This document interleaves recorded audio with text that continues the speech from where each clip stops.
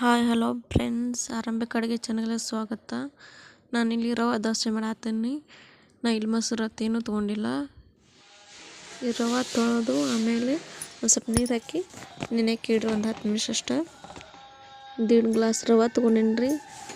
ಅರ್ಧಕ್ಕಿಂತ ಕಡಿಮೆ ಕಡ್ಲೆ ಹಿಟ್ಟು ತೊಗೊಂಡಿನಿ ನೋಡ್ರಿ. ಇಲ್ಲಿ ಸಣ್ಸ್ಕೊಳತ್ತೀನಿ. ಸಣ್ಸ್ಕೊಂಡು ಅವು ಇದು ಮಾಡ್ಕೋಬೇಕ್ರಿ, ಮಿಕ್ಸ್ ಮಾಡ್ಕೊಂಡು ಮಿಕ್ಸರ್ಗೆ ಹಾಕೋಬೇಕ್ರಿ ಅವು ಎರಡು. ರವೆ ಕಡಲೆ ಹಿಟ್ಟು ಮಿಕ್ಸರ್ಗೆ ಹಾಕೊಂಬಳಕ ಒಂದು ಪಾತ್ರೆ ಒಳಗೆ ಹಾಕೋರಿ. ಅದು ಹಾಕ್ಕೊಂಡು ಸೋಡಾ ಉಪ್ಪು ಹಾಕ್ಕೊಂಡು ಮಿಕ್ಸ್ ಮಾಡ್ಕೋರಿ. ಮಿಕ್ಸ್ ಮಾಡ್ಕೊಂಡು ಒಂದು 10-15 ನಿಮಿಷ ಬಿಡ್ರಿ ನೆನೆಯಕ್ಕೆ. ಆಮೇಲೆ ದೋಸೆ ಹಾಕೋರಿ. ಸೂಪರಾಗಿ ಬರ್ತಾವ್ರಿ ದೋಸೆ ನೋಡಿಲ್ಲಿ ಮಾಡ್ತಾಯಿದ್ದೀನಿ ನಾನು. ಮ್ಯಾಗ ಒಂದು ಏನಾರು ಮುಚ್ಚ್ರಿ. ಆಮೇಲೆ ಹೊಳೆ ಸಾಕ್ರಿ, ನಾನು ಮುಚ್ಚಿದ್ದಿಲ್ಲಿ ಬಂದಿಲ್ಲರಿ. ಆಮೇಲೆ ಸ್ವಲ್ಪ ಚಟ್ನಿಗೆ ರೆಡಿ ಮಾಡ್ಕೊಳಂಬರ್ರಿ.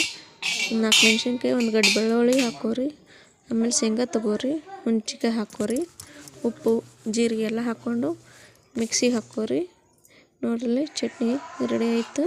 ಬಾಯ್ ಫ್ರೆಂಡ್ಸ್, ಮತ್ತೊಂದು ರೆಸಿಪಿ ಒಂದಿಗೆ ಭೇಟಿ ಆಗೋಣ.